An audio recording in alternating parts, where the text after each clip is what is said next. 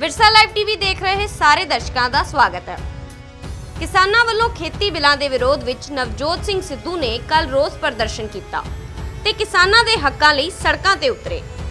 ਇਸੇ ਦੇ ਨਾਲ ਨਵਜੋਤ ਸਿੰਘ ਸਿੱਧੂ ਨੇ ਕਿਸਾਨਾਂ ਦੇ ਖੇਤੀਬਾੜੀ ਬਿੱਲ ਬਾਰੇ ਬਹੁਤ ਹੀ ਜ਼ਰੂਰੀ ਜਾਣਕਾਰੀ ਵੀ ਇੱਕ ਵੀਡੀਓ ਦੇ ਜ਼ਰੀਏ ਸਾਂਝੀ ਕੀਤੀ। ਜੰਗੀ ਪੱਧਰ ਦੇ ਉੱਤੇ ਤਿੰਨ ਕਾਲੇ ਕਾਨੂੰਨਾਂ ਨਾਲ ਜੂਝਦੇ ਜਾਂਬਾਜ਼ ਪੰਜਾਬੀ ਸਵਾਲ ਪੱਗ ਤੇ ਆ ਗਿਆ,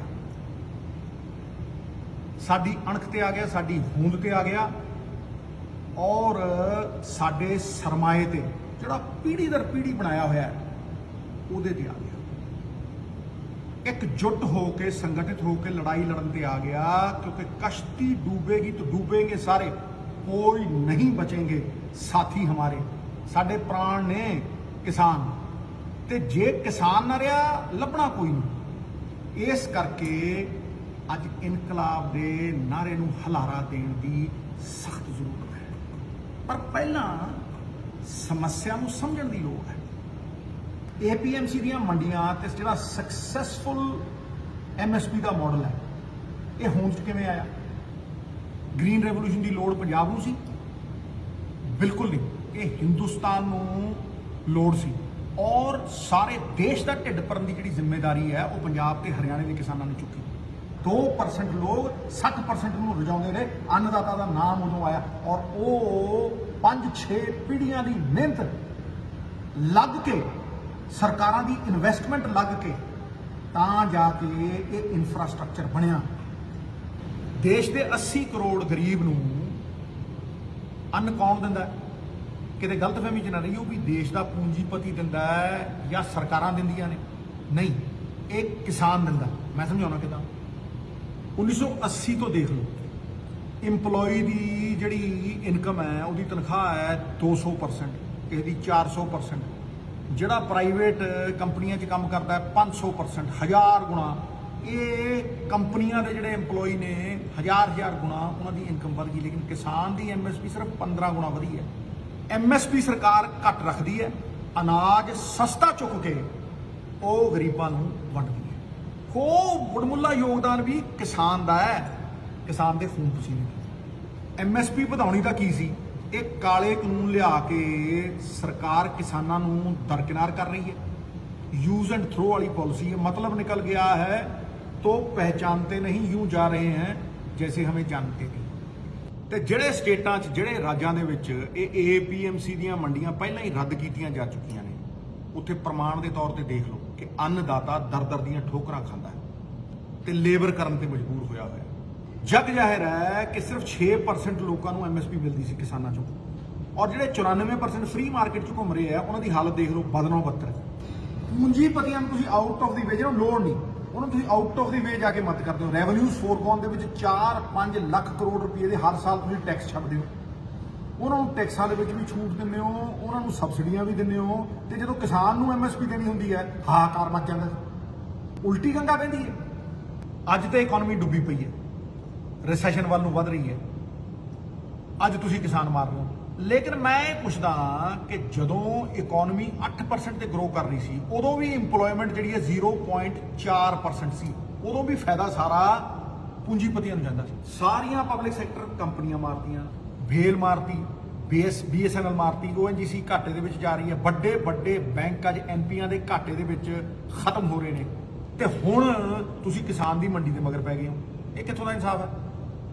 GST ਵਾਂਗ ਇਹ ਕਾਲੇ ਕਾਨੂੰਨ ਵੀ ਸਟੇਟਾਂ ਦੇ ਹੱਕ ਖੋਹ ਰਹੇ ਨੇ। ਫੈਡਰਲ ਸਟਰਕਚਰ ਤੇ ਡਾਇਰੈਕਟ ਅਟੈਕ ਹੈ। GST ਵੀ ਸਾਡੇ ਸੰਘੀ ਢਾਂਚੇ ਦੇ ਉੱਤੇ ਇੱਕ ਬਹੁਤ ਕਰਾਰਾ ਤਮਾਚਾ ਸੀਗਾ। ਸਾਡੇ ਅਧਿਕਾਰ ਖੋਏ, ਸਾਡੇ ਹੀ ਪੈਸੇ ਲੈ ਕੇ ਸਾਨੂੰ ਮੋੜੇ ਨਹੀਂ, ਸਾਨੂੰ ਮੁਹਤਾਜ ਬਣਾਇਆ। ਔਰ ਇਹ ਕਾਲੇ ਕਾਨੂੰਨ ਵੀ ਸਾਡੇ ਮੰਡੀਆਂ ਦੀ ਇਨਕਮ ਨੂੰ ਖੋਰਾ ਲਾ ਰਹੇ ਆ। ਪਿਛਲੇ ਸਾਲ ਮੰਡੀਆਂ ਤੋਂ 3600 ਕਰੋੜ ਰੁਪਇਆ, ਐਤਕੀ 4000 ਕਰੋੜ ਆਇਆ। ਸਭ ਲੁੱਟ ਹੋਈ। ਇਹ ਸਾਡਾ ਸੰਘੀ ਢਾਂਚਾ, ਸਾਡੇ ਅਧਿਕਾਰ ਪੂਰੀ ਤਰ੍ਹਾਂ ਖੋਹ ਲੈਣ। GST ਨੇ ਵਪਾਰੀ ਮਾਰਿਆ, ਇਹ ਕਾਲੇ ਕਾਨੂੰਨ ਕਿਸਾਨ ਮਾਰ ਰਹੇ। 28000 ਆੜਤੀਆ ਜਿਹੜਾ ਮੁੱਢ ਬੰਦਾ ਸੀ ਮੰਡੀਆਂ ਦਾ ਉਹ ਖਤਮ ਹੋ ਜੂ। 4 ਤੋਂ 5 ਲੱਖ ਮੰਡੀ ਲੇਬਰ ਜਿਹੜੇ ਦਸ਼ਕਾਂ ਤੋਂ ਮੰਡੀਆਂ 'ਚ ਕੰਮ ਕਰ ਰਹੇ ਆ ਉਹਨਾਂ ਦਾ ਰੁਜ਼ਗਾਰ ਖੋਹ ਲੈਣਗੇ। ਸਾਡੇ ਸਕਸੈਸਫੁਲ ਮੰਡੀ ਮਾਡਲ ਨੂੰ ਪਾਸੇ ਕਰਕੇ ਇਹ ਅਮਰੀਕਾ ਤੇ ਯੂਰਪ ਦਾ ਫੇਲ ਹੋਇਆ ਫ੍ਰੀ ਮਾਰਕੀਟ ਮਾਡਲ ਸਾਡੇ ਤੇ ਮੜ ਰਹੇ ਆ, ਸਾਡੇ ਤੇ ਥੋਪ ਰਹੇ ਆ। ਇੱਕ 2 ਏਕੜ ਜਾਂ 5 ਏਕੜ ਵਾਲਾ ਕਿਸਾਨ ਇਹਨਾਂ ਵੱਡੇ ਵੱਡੇ ਪੂੰਜੀਪਤੀਆਂ ਦੇ ਨਾਲ ਇੱਕ ਫੇਅਰ ਵਪਾਰਕ ਡੀਲ ਬਣਾ ਪਾਏਗਾ? ਕੀ ਉਹਦੀ ਕੋਈ ਬਰਾਬਰੀ ਹੈ? ਕੀ ਉਹ ਕੋਈ ਕਾਬਲ ਵਕੀਲ ਲਿਆ ਕੇ ਇਹਨਾਂ ਦੇ ਸਾਹਮਣੇ ਖੜਾ ਕਰ ਸਕੂ? ਇਹਨਾਂ ਕੋਲ ਤਾਂ ਹਜ਼ਾਰਾਂ ਸਾਧਨ ਨੇ, ਵੱਡੇ ਵੱਡੇ ਵਕੀਲ ਇਹਨਾਂ ਦੇ ਨਾਲ ਹੋਣਗੇ, ਕੰਟਰੈਕਟ ਦੇ ਵਿੱਚ ਘੁੰਡੀਆਂ ਹੋਣਗੀਆਂ, ਮਾਰ ਦੇਣਗੇ।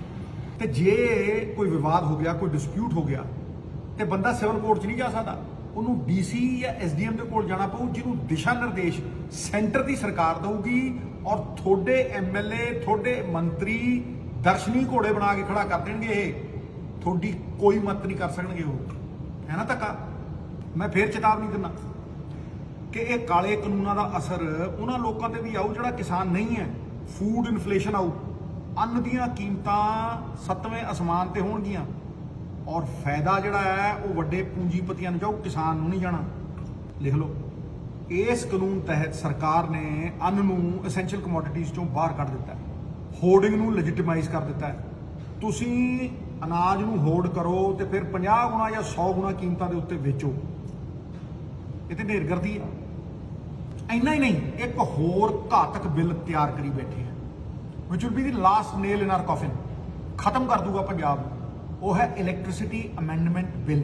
ਉਹਦਾ ਡਰਾਫਟ ਬਣਾਈ ਬੈਠੇ ਆ, ਜਿੱਦਣ ਚਾਹਣਗੇ 2 ਦਿਨਾਂ ਦੇ ਵਿੱਚ ਉਹਨੂੰ ਪਾਸ ਕਰਕੇ ਪਰੇ ਮੰਨਗੇ। ਤੇ ਹੰਗਾਮਾ ਜ਼ਿਆਦਾ ਹੋ ਰਿਹਾ। ਉਹ ਕੀ ਹੈ ਭਾਈ? ਉਹ ਸਾਰਾ ਦਾ ਸਾਰਾ ਕੰਟਰੋਲ ਪੰਜਾਬ ਰਾਜ ਬਿਜਲੀ ਬੋਰਡ ਦਾ ਹੁਣ ਸੈਂਟਰ ਦੇ ਕੋਲ ਡਾਇਰੈਕਟਲੀ ਚਲਾ ਜਾਊਗਾ।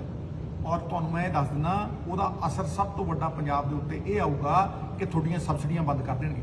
ਉਹਦਾ ਰੂਲ ਹੈ ਕਿ ਤੁਸੀਂ ਜੇ ਕਿਸਾਨ ਨੂੰ ਸਬਸਿਡੀ ਦੇਣੀ ਹੈ, ਡਾਇਰੈਕਟ ਬੈਨੀਫਿਟ ਟ੍ਰਾਂਸਫਰ ਕਰਨਾ, ਤੁਸੀਂ ਉਹਦੇ ਬੈਂਕ ਦੇ ਵਿੱਚ ਪੈਸੇ ਪਾਉਣੇ ਆ।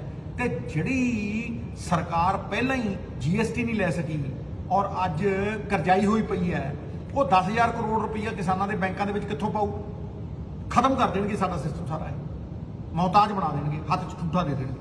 ਹੁਣ ਇਹਨਾਂ ਘਾਤਕ ਪਰਿਸਥਿਤੀਆਂ ਦੇ ਵਿੱਚ ਆਪਣੀ ਸਭ ਤੋਂ ਵੱਡੀ ਤਾਕਤ ਇਹ ਹੈ ਕਿ ਸਾਰਾ ਪੰਜਾਬ ਇੱਕ ਮੁੱਠ, ਇੱਕਜੁੱਟ ਹੋ ਕੇ ਕਿਸਾਨਾਂ ਦੇ ਨਾਲ ਖੜਾ ਹੈ। ਪਰ ਇਹਦਾ ਮਤਲਬ ਇਹ ਵੀ ਨਹੀਂ ਵੀ ਸਾਡੇ ਕੋਲ ਇੱਕੋ ਹੀ ਵਿਕਲਪ ਹੈ ਵੀ ਅਸੀਂ ਰੌਲਾ ਪਾਈਏ, ਲਾਲਾ ਲਾਲਾ ਕਰੀਏ ਤੇ ਫਿਰ ਘਰ ਨੂੰ ਮੁੜ ਜਾਈਏ। ਮੇਰੀ ਰਾਜਨੀਤੀ ਸ਼ੁਰੂ ਤੋਂ ਲੈ ਕੇ ਅੱਜ ਤੱਕ ਮੁਸ਼ਕਿਲ ਦਾ ਹੱਲ ਦਿੰਦੀ ਹੈ, ਹੱਲ ਪੱਖੀ ਰਾਜਨੀਤੀ ਹੈ, ਔਰ ਇਸੇ ਦੀ ਜ਼ਰੂਰਤ ਹੈ। ਜੇ ਕੋਈ ਪਾਰਟੀ ਰਾਸ਼ਟਰਪਤੀ ਕੋਲ ਮਤਾ ਲੈ ਕੇ ਜਾਣਾ ਚਾਹੁੰਦੀ ਹੈ ਵੀ ਇਹਨਾਂ ਬਿੱਲਾਂ ਨੂੰ ਰੱਦ ਕਰੋ, ਜੀ ਸਦਕੇ ਜਾਓ, ਪੁਰਜ਼ੋਰ ਕੋਸ਼ਿਸ਼ ਕਰੋ, ਸਾਰਾ ਪੰਜਾਬ ਤੁਹਾਡੇ ਨਾਲ ਹੈ। ਪਰ ਇਹ ਗੱਲ ਯਾਦ ਰੱਖੋ ਕਿ ਸਰਕਾਰ ਨੇ ਧੱਕੇ ਨਾਲ ਇਹ 2 ਬਿੱਲ ਪਾਸ ਕਰਾਏ ਨੇ ਔਰ ਆਪਣੇ ਪ੍ਰੈਜ਼ੀਡੈਂਟ ਕੋਲ ਭੇਜੇ ਨੇ। ਇਹ ਮੁਮਕਿਨ ਨਹੀਂ ਕਿ ਪ੍ਰੈਜ਼ੀਡੈਂਟ ਪਾਸ ਨਾ ਕਰੇ, ਮੀਅਰ ਫਾਰਮੈਲਿਟੀ ਹੈ ਮੇਰੇ ਹਿਸਾਬ ਦੇ ਨਾਲ। ਹੁਣ ਜੇ ਆਪਾਂ ਸੁਪਰੀਮ ਕੋਰਟ ਦੇ ਦਰਵਾਜ਼ੇ ਦੇ ਉੱਤੇ ਦਸਤਕ ਦੇਣੀ ਹੈ ਇਸ ਕਿਸਾਨ ਮਾਰੂ ਕਾਨੂੰਨ ਦੇ ਖਿਲਾਫ, ਤੇ ਬਹੁਤ ਵਾਜਬ ਹੈ, ਜ਼ਰੂਰੀ ਵੀ ਹੈ। ਜ਼ੁਲਮ ਦੇ ਖਿਲਾਫ ਆਵਾਜ਼ ਚੁੱਕਣੀ ਅਸਲੀ ਧਰਮ ਹੈ। ਲੇਕਿਨ ਇੰਨਾ ਯਾਦ ਰਹੇ ਕਿ ਸਰਕਾਰੀਆ ਕਮਿਸ਼ਨ ਪਿੱਟਦਾ ਮਰ ਗਿਆ। ਸਰਕਾਰੀਆ ਕਮਿਸ਼ਨ ਸਭ ਤੋਂ ਵੱਡਾ ਰਖਵਾਲਾ ਹੈ ਸਟੇਟਾਂ ਦੀਆਂ ਤਾਕਤਾਂ ਦਾ, ਫੈਡਰਲ ਸਟਰਕਚਰ ਦਾ। ਉਹ ਪਿੱਟਦਾ ਮਰ ਗਿਆ ਕਿ ਭਾਈ ਐਂਟਰੀ 3334 ਕੌਨਕਰੈਂਟ ਲਿਸਟ, ਜਿਹੜੀ ਸਾਂਝੀ ਲਿਸਟ ਹੈ ਸਟੇਟ ਤੇ ਸੈਂਟਰ ਦੀ, ਉਹ ਪਾਵਰ ਦਿੰਦੀ ਹੈ ਸੈਂਟਰ ਨੂੰ ਐਗਰੀਕਲਚਰ ਦੇ ਉੱਤੇ ਕੋਈ ਲਾਅ ਬਣਾਉਣ ਦੀ। ਔਰ ਇਹ ਬੜਾ ਘਾਤਕ ਹੈ। ਇੰਨਾ ਹੀ ਨਹੀਂ, it's not as bad as it looks, it is worse, ਕਿਉਂਕਿ article 249 of the constitution empowers them and gives them overriding power। overriding power ਦਿੰਦਾ ਹੈ ਕਿ ਸਟੇਟ ਦੀ ਕਿਸੇ ਵੀ ਲਿਸਟ ਦੇ ਉੱਤੇ ਉਹ ਲਾਅ ਬਣਾ ਸਕਦੇ ਆ। ਇਹਦੀਆਂ ਸ਼ਿਕਾਇਤਾਂ ਨੇ, ਤੁਸੀਂ ਦੇਖੋ ਤਾਮਿਲਨਾਡੂ ਔਰ ਵੈਸਟ ਬੰਗਾਲ ਵਰਗੇ ਉੱਗੇ ਜਿਹੜੇ ਸਟੇਟ ਨੇ, ਉਹਨਾਂ ਨੇ ਸਰਕਾਰੀਆ ਕਮਿਸ਼ਨ ਨੂੰ ਲਿਖ ਕੇ ਦਿੱਤਾ ਹੈ ਕਿ ਇਹ ਐਂਟੀ ਸਟੇਟ ਹੈ। ਇਹ ਇੰਨੀਆਂ ਐਬਸੋਲੂਟ ਪਾਵਰਸ ਨੇ ਕਿ ਸਟੇਟ ਦੀ ਹਰ ਤਾਕਤ ਦਾ ਹਨਨ ਕਰਦੀਆਂ ਨੇ। ਔਰ ਐਸਾ ਆਰਟੀਕਲ 249 ਫੈਡਰਲ ਸਟਰਕਚਰ ਵਾਲੇ ਕਿਸੇ ਮੁਲਕ ਦੇ ਵਿੱਚ ਐਂਟੀ ਸਟੇਟ ਕਾਨੂੰਨ ਹੈ ਨਹੀਂ। ਹੁਣ ਤੁਸੀਂ ਮੈਨੂੰ ਦੱਸੋ, ਇਹਨਾਂ ਹਾਲਾਤਾਂ ਦੇ ਵਿੱਚ ਕੀ ਸੁਪਰੀਮ ਕੋਰਟ ਆਰਟੀਕਲ 249 ਨੂੰ ਇਗਨੋਰ ਕਰ ਦੂ ਔਰ ਪੰਜਾਬ ਦਾ ਪੱਖ ਪੂਰੂ? ਸੰਭਵ ਤੇ ਹੈ, ਪਰ ਸੰਭਾਵਨਾ ਬਹੁਤ ਘੱਟ ਹੈ। Possible but not probable. ਸਾਡੀ ਪੱਗ ਨੂੰ ਹੱਥ ਪਾਇਆ, ਸਾਡੇ ਵਕਾਰ ਨੂੰ ਲਲਕਾਰਿਆ, ਪਰ ਇਹਨਾਂ ਸਭ ਚੀਜ਼ਾਂ ਦੇ ਬਾਵਜੂਦ ਇੱਕ ਮਿਹਰ ਬਰਸ ਰਹੀ ਹੈ। ਉਹ ਇਹ ਹੈ ਕਿ 3 ਕਰੋੜ ਪੰਜਾਬੀ, ਸਾਰੀਆਂ ਪੋਲੀਟੀਕਲ ਪਾਰਟੀਆਂ ਔਰ ਸਾਰੀਆਂ ਕਿਸਾਨ ਯੂਨੀਅਨਾਂ ਇੱਕ ਮੁੱਠ ਨੇ, ਇੱਕਜੁੱਟ ਨੇ, ਆਤੁਰ ਨੇ ਕਿ ਪੰਜਾਬ ਦੇ ਕਿਸਾਨ, ਪੰਜਾਬ ਦੀ ਅਣਖ, ਪੰਜਾਬ ਦੀ ਪਛਾਣ ਨੂੰ ਕਿੱਦਾਂ ਬਚਾਇਆ ਜਾਵੇ। ਇਹ ਸਮੇਂ ਦੀ ਮੰਗ ਹੈ, ਹਰ ਪੰਜਾਬੀ ਦੀ ਆਵਾਜ਼ ਹੈ ਕਿ ਇੱਕ ਕਾਮਨ ਮਿਨੀਮਮ ਪ੍ਰੋਗਰਾਮ ਉਲੀਕਿਆ ਜਾਵੇ ਔਰ ਯੋਜਨਾਬੱਧ ਤਰੀਕੇ ਦੇ ਨਾਲ ਉਲੀਕਿਆ ਜਾਵੇ। ਸਹੀ ਸਮੇਂ ਦੇ ਉੱਤੇ ਆਰੰਭ ਕੀਤੀਆਂ ਹੋਈਆਂ ਨੀਤੀਆਂ ਫਲਦਾਈ ਸਿੱਧ ਹੁੰਦੀਆਂ ਨੇ। ਸਾਡੇ ਕੋਲ ਸਰਮਾਇਆ ਹੈ ਬਾਬੇ ਨਾਨਕ ਦਾ, ਔਰ ਬਾਬਾ ਜੀ ਕਹਿੰਦੇ ਆ ਆਪਣ ਹੱਥੀ ਆਪਣਾ ਆਪੇ ਹੀ ਕਾਜ ਸੰਵਾਰੀਏ। ਅਸੀਂ ਤਿਆਰ ਰਹੀਏ, ਅਸੀਂ ਹਰ ਆਪਦਾ ਲਈ ਤਿਆਰ ਰਹੀਏ। ਸੰਗਠਿਤ ਹੋਈ ਸ਼ਕਤੀ ਜਿੱਤ ਦਾ ਕਾਰਨ ਬਣਦੀ ਹੈ, ਵਿਭਾਜਿਤ ਹੋਈ ਸ਼ਕਤੀ ਪਤਨ ਦਾ ਕਾਰਨ ਬਣਦੀ ਹੈ। ਸੰਘਰਸ਼ ਪੰਜਾਬੀਆਂ ਦਾ ਗਹਿਣਾ ਹੈ। ਕਿਸਾਨਾਂ ਦੀਆਂ ਮੰਡੀਆਂ, MSP, ਕਿਸਾਨਾਂ ਦੇ ਹੱਕਾਂ ਦੇ ਲਈ ਜਿਹੜਾ ਅੰਦੋਲਨ ਹੈ ਉਹਨੂੰ ਬਰਕਰਾਰ ਰੱਖੀਏ, ਜਾਰੀ ਰੱਖੀਏ, ਉਹਨੂੰ ਹੋਰ ਵਧੇਰੇ ਵਧਾਈਏ। ਲੇਕਿਨ ਕਿਸਾਨਾਂ ਦੀਆਂ ਮੌਜੂਦਾ ਔਰ ਆਉਣ ਵਾਲੀਆਂ ਜਿਹੜੀਆਂ ਮੁਸੀਬਤਾਂ ਦੇ ਉੱਤੇ ਚਿੰਤਨ ਕਰਨ ਲਈ, ਉਹਨਾਂ ਦੇ ਹੱਲ ਕੱਢਣ ਦੇ ਲਈ ਇਸ ਕਾਮਨ ਮਿਨੀਮਮ ਪ੍ਰੋਗਰਾਮ ਦੇ ਵਿੱਚ ਆਪਣਾ ਆਪਣਾ ਯੋਗਦਾਨ ਪਾਈਏ। ਕੋਈ ਤਾਕਤ ਜੋ ਹੋਵੇ, ਕੋਈ ਤਾਕਤ ਦੇ ਵਿੱਚ ਆਵੇ, ਪੁਰਜ਼ੋਰ ਪ੍ਰਯਾਸ ਦੇ ਨਾਲ ਇਹ ਕਾਮਨ ਮਿਨੀਮਮ ਪ੍ਰੋਗਰਾਮ ਸਿਰੇ ਚਾੜਿਆ ਜਾਵੇ। ਮੇਰਾ ਇਸ ਕਾਮਨ ਮਿਨੀਮਮ ਪ੍ਰੋਗਰਾਮ ਦੇ ਲਈ ਪਹਿਲਾ ਸੁਝਾਅ ਇਹ ਹੈ ਕਿ ਪੰਜਾਬ ਦੀਆਂ ਸਾਰੀਆਂ ਪੋਲੀਟੀਕਲ ਪਾਰਟੀਆਂ, ਪੰਜਾਬ ਦੀਆਂ ਸਾਰੀਆਂ ਕਿਸਾਨ ਯੂਨੀਅਨਾਂ, ਪੰਜਾਬ ਦਾ ਬੱਚਾ, ਪੰਜਾਬ ਦੇ ਬਜ਼ੁਰਗ, ਪੰਜਾਬ ਦੇ ਜਵਾਨ ਡਟ ਕੇ ਇਹਨਾਂ ਕਾਲੇ ਕਾਨੂੰਨਾਂ ਦੇ ਵਿਰੋਧ ਕਰਨ ਔਰ ਜਦ ਤੱਕ ਰਗਾਂ 'ਚ ਲਹੂ ਹੈ ਤਦ ਤੱਕ ਲੋਆਂ ਆਵਾਜ਼ ਦੇਵੇ ਵੀ ਇਹਨੂੰ ਲਾਗੂ ਨਹੀਂ ਹੋਣਾ। ਮੇਰਾ ਦੂਸਰਾ ਸੁਝਾਅ ਇਹ ਹੈ, ਪਿਆਰੇ ਪੰਜਾਬੀਓ, ਪੰਜਾਬ ਸੈਂਕੜੇ ਕਰੋੜਾਂ ਦੀਆਂ ਦਾਲਾਂ, ਆਟਾ ਦਾਲ ਸਕੀਮ ਵਾਸਤੇ ਬਾਹਰੋਂ ਇੰਪੋਰਟ ਕਰਦਾ। ਤੁਸੀਂ ਕਿਸੇ ਯੂਨੀਵਰਸਿਟੀ ਨੂੰ ਦੇਖ ਲਓ, Punjab university, Punjab agriculture university, Punjabi university, ਫਾਈਲਾਂ ਹੀ ਪਈਆਂ, ਰਿਪੋਰਟਾਂ ਬਣ ਕੇ, ਜਿੰਨੇ ਐਕਸਪਰਟ ਨੇ ਸਾਰੇ ਕਹਿੰਦੇ ਨੇ ਕ੍ਰੌਪ ਡਾਈਵਰਸੀਫਿਕੇਸ਼ਨ ਕਰੋ, ਭਾਈ ਸਬਜ਼ੀਆਂ ਲਾਓ, ਫਰੂਟ ਲਾਓ, ਆਇਲ ਸੀਡ ਲਾਓ, ਇਹ ਸਾਰੀਆਂ ਚੀਜ਼ਾਂ ਤੁਸੀਂ ਲਾਓ। ਲੇਕਿਨ ਕਿਸਾਨ ਬਹੁਤ ਸਿਆਣਾ ਹੈ। ਕਿਸਾਨ ਝੋਨਾ ਤੇ ਕਣਕ ਇਸ ਕਰਕੇ ਲਾਉਂਦਾ ਹੈ ਕਿਉਂਕਿ ਉਹਨੂੰ ਉੱਥੇ MSP ਮਿਲਦੀ ਹੈ। ਹੁਣ ਮੇਰਾ ਇਹ ਮੰਨਣਾ ਹੈ ਕਿ ਜੇ ਪੰਜਾਬ ਸਰਕਾਰ ਮਿਲਕਫੈਡ ਰਾਹੀਂ ਦੁੱਧ ਦੇ ਉੱਤੇ MSP ਦੇ ਸਕਦੀ ਹੈ ਔਰ ਹਿਮਾਚਲ ਦੀ ਸਰਕਾਰ ਸੇਬਾਂ ਦੇ ਉੱਤੇ ਕਿਸਾਨ ਨੂੰ ਅਸ਼ੋਰਡ ਇਨਕਮ MSP ਦੇ ਸਕਦੀ ਹੈ, ਤੇ ਫਿਰ ਭਾਈ ਦਾਲਾਂ ਹੋਣ, ਚਾਹੇ ਆਇਲ ਸੀਡ ਹੋਣ, ਚਾਹੇ ਫਰੂਟਸ ਹੋਣ, ਚਾਹੇ ਵੈਜੀਟੇਬਲਸ ਹੋਣ, ਇਹਨਾਂ ਉੱਤੇ MSP ਕਿਉਂ ਨਹੀਂ ਦੇ ਸਕਦੀ? ਮੇਰਾ ਇਹ ਮੰਨਣਾ ਹੈ ਕਿ ਪੰਜਾਬ ਸਰਕਾਰ ਹੋਲਡਿੰਗ ਕੈਪੈਸਿਟੀ ਦੇਵੇ, ਕਿਸਾਨ ਕੋਲਡ ਸਟੋਰੇਜ ਬਣਾਵੇ ਜਿੱਥੇ ਉਹ ਆਪਣੀ ਉਪਜ ਨੂੰ ਸਟੋਰ ਕਰ ਸਕੇ ਔਰ ਵੱਡੇ ਪੂੰਜੀਪਤੀਆਂ ਦੇ ਅੱਗੇ ਗੋਡੇ ਨਾ ਟੇਕੇ। ਔਰ ਇਸੇ ਤਰੀਕੇ ਮੈਂ ਵਿਨਮਰ ਬੇਨਤੀ ਕਰਦਾ ਸਾਰੀਆਂ ਯੂਨੀਅਨਾਂ ਨੂੰ ਕਿ ਉਹ ਆਪਣੇ ਸੁਪਨੇ ਸਾਕਾਰ ਕਰਨ। ਉਹਨਾਂ ਦਾ ਜਿਹੜਾ ਏਜੰਡਾ ਸੀ ਕਈ ਦਸ਼ਕਾਂ ਪੁਰਾਣਾ ਕਿ ਉਹ ਕੋਆਪਰੇਟਿਵ ਬਣਾਉਣ, ਜਿਹੜਾ ਕੋਆਪਰੇਟਿਵ ਅਮੂਲ ਦੇ ਨਾਮ ਦੇ ਵਿੱਚ ਐਡਾ ਸਕਸੈਸਫੁਲ ਹੋਇਆ, ਮਹਾਰਾਸ਼ਟਰ ਦੇ ਵਿੱਚ ਐਡੇ ਸਕਸੈਸਫੁਲ ਹੋਏ ਨੇ, ਉਹ ਕੋਆਪਰੇਟਿਵ ਬਣਾਉਣ, ਕਿਸਾਨਾਂ ਨੂੰ ਆਪਣੇ ਹਿੱਸੇਦਾਰ ਬਣਾਉਣ, ਭਾਗੀਦਾਰ ਬਣਾਉਣ ਔਰ ਹੱਕਾਂ ਦੇ ਕਿਸਾਨ ਦੇ ਰਖਵਾਲੇ ਬਣਨ ਔਰ ਉਹਨਾਂ ਨੂੰ ਅਸ਼ੋਰਡ ਇਨਕਮ ਵਾਸਤੇ ਸੈਂਟਰ ਮੂਰੇ ਔਰ ਵੱਡੇ ਪੂੰਜੀਪਤੀਆਂ ਮੂਰੇ ਝੁਕਣਾ ਨਾ ਪਵੇ, ਮੁਹਤਾਜ ਨਾ ਹੋਣਾ ਪਵੇ।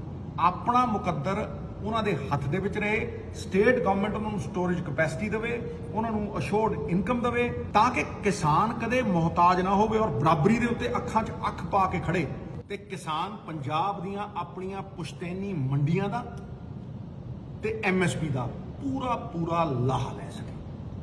ਅੱਜ ਤੋਂ 2 ਸਾਲ ਪਹਿਲਾਂ ਮੈਂ ਰਾਤਾਂ ਜਾਗ ਕੇ ਪੁਰਜ਼ੋਰ ਮਿਹਨਤ ਕਰਕੇ ਇਹੋ ਜਿਹੇ ਕਈ ਸੁਝਾਅ ਕਿਸਾਨਾਂ ਦੇ ਹੱਕ ਦੇ ਪੰਜਾਬ ਸਰਕਾਰ ਦੀ ਬਣਾਈ ਹੋਈ ਹੱਕ ਕਮੇਟੀ 'ਚ ਦੇ ਚੁੱਕੇ ਤਾਂ ਕਿ ਅਸੀਂ ਆਪਣੇ ਮੁਕੱਦਰ ਨੂੰ ਆਪਣੇ ਹੱਥਾਂ 'ਚ ਰੱਖ ਸਕੀਏ, ਨਾ ਕਿ ਸੈਂਟਰ ਦੇ ਜਾਂ ਕਿਸੇ ਪੂੰਜੀਪਤੀ ਦੇ।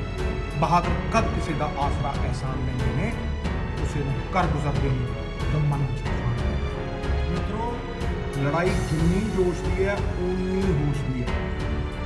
ਸਾਹਮਣੇ ਵਾਲਾ ਸ਼ਤਰ ਹੈ ਪਰ ਦਿਆਂਗੇ ਸ਼ਾਇਦ।